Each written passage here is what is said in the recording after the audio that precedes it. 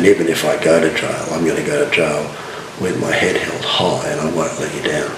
I'm now facing 5 charges under national security, espionage type charges, and a lifetime imprisonment. I've been in Perth for 24 hours, not even. Had a very good screening last night, and I had a good radio interview with Liam Barton on 6PR.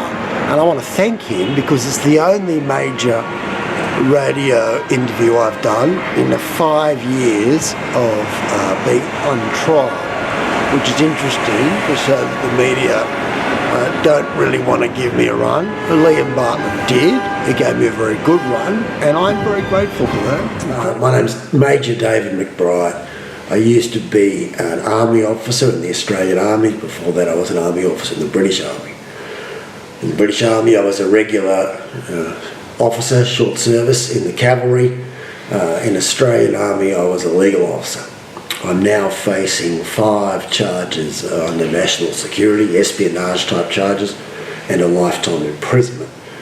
The reason that is because I gave documents to media service which I believed showed that everything was not right in the Defence Force. In fact, we were habitually lying to the public about the conduct of the war. I felt that's wrong. I still do. We're going to go to trial next week, and we're going to see what happens. You mentioned some of the motivation, or you might have been at a low point, I believe, or something, and then you saw the ghosts of Anzacs, or this. Can you just describe that again for? Yeah, it's very hard being a whistleblower in the sense that you lose your identity. You're suddenly not part of the team. You're out there on your own, but it's mainly the loneliness which gets to you. And you do a lot of thinking. You get a lot of thinking on your own, a lot of pacing about what am I going to do next. I knew I was going to do something, but then how to play it, because it's a real maze when you're up against a big organisation and it's just you.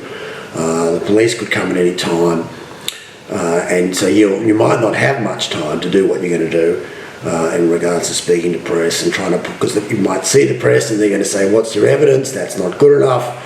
Can you get me more, etc.? And it's back and forth, but before you know it, you could be arrested or you could die in some sort of misadventure. So it's quite a difficult game of chess in your head. So I did a lot of pacing, and often I never actually saw in reality, but it was close to.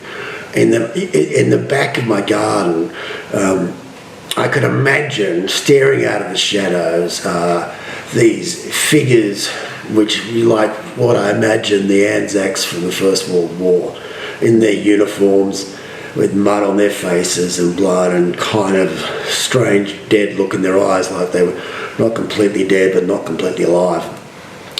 And they just look at you and just look, and that's all it took. That's all it really took to get me going. It was an SAS soldier looking at me. They didn't have to say anything. But if you're a professional soldier and you take things seriously, all someone has to do, someone who's got your respect, just has to look at you, and you know what you have got to do, and you know what they are saying to you.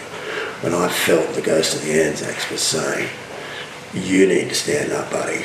It's not any kind of excuse to say it's hard or it's going to take a toll on your family. You're not going to get promoted. You need to do this, and you need to do it for us. And that's all it took, was a look. And it's those people that I answer to. It's a hard business, but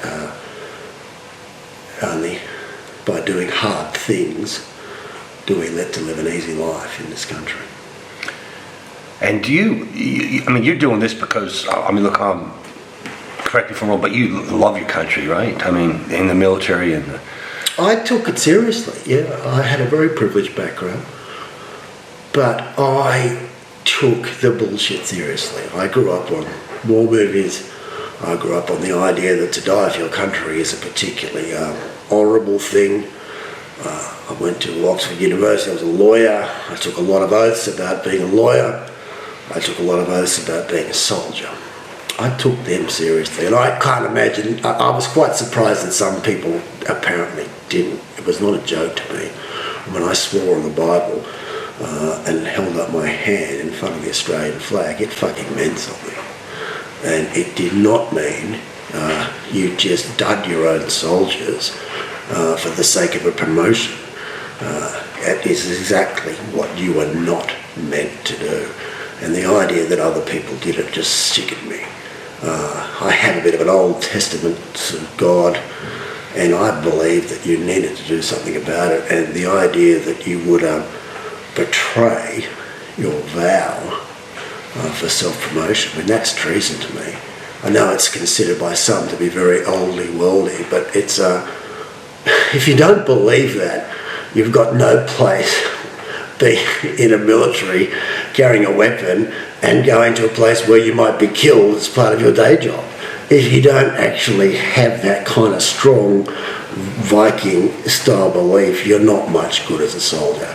And if you do have that kind of belief, you're quite happy to stand up for concepts like honour and truth and duty.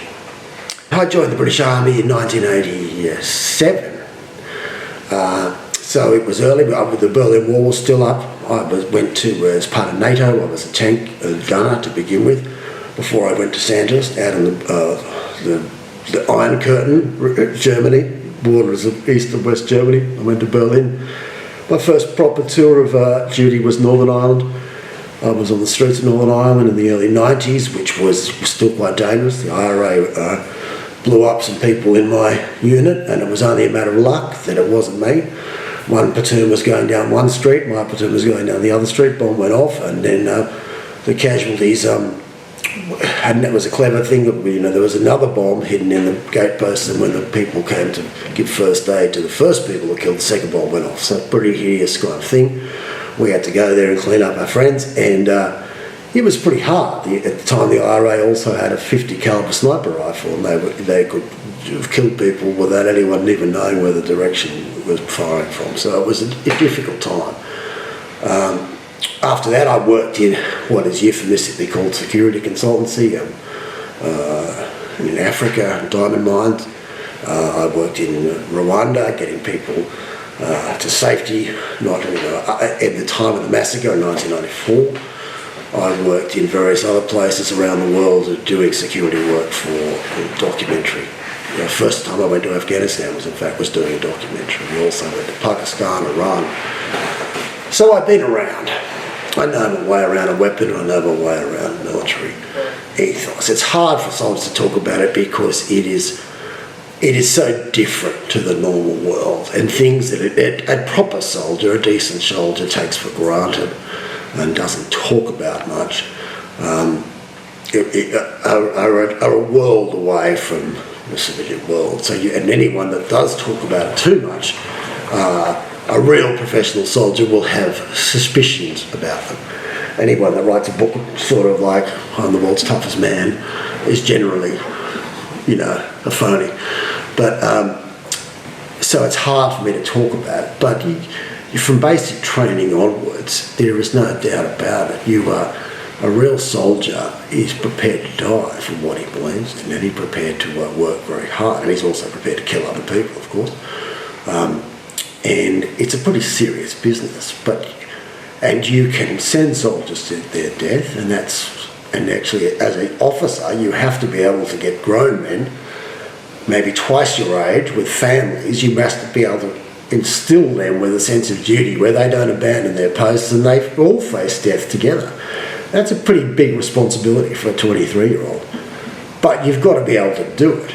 So it's a special type of person, and they do deserve a certain kudos, but they're not the sort of people who fold easily, and they're not the sort of people who just give up on things. That's not part of it.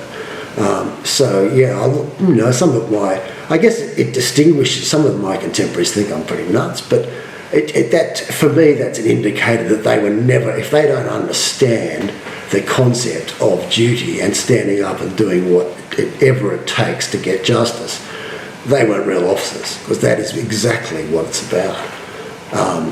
And so I'm proud of who I am, but I can understand that it's, I'm considered an anachronism by some people, but this is what I grew up with, and I know people, much better people than me, that sacrificed their lives in order to stand up for what is right, or do the right thing on the battlefield, etc. I don't see myself as any different, and I certainly don't feel that I can let them down by just saying, oh, it's all too hard, or I can't win this battle, or whatever. You've got to do what you've got to do. You know, if you could speak that one sentence to them, or a couple sentences, what would you say to them? I always thank the people of Australia. I have grown to love this country at a deeper level than I ever thought possible, because so many ordinary Australians have come out and supported me and get me, send me money and say nice things about it. And I love that, and I just want to thank them, from the bottom of my heart, because it means the world to me. I might not have made this. I could have easily died. I've been close to it a few times, but the support that I've got from Australians has really kept me going. And even if I go to jail, I'm going to go to jail with my head held high, and I won't let you down. Okay, I'm going back to Sydney now. I face trial in 5 days. Stay tuned. Look for the underground media about what's going on, and I'll see you on the other side. Come back here and continue the fight in Perth to free this state. And even if I go to jail, I'm going to go to jail with my head held high. And even if I go to jail, I'm going to go to jail with my head held high.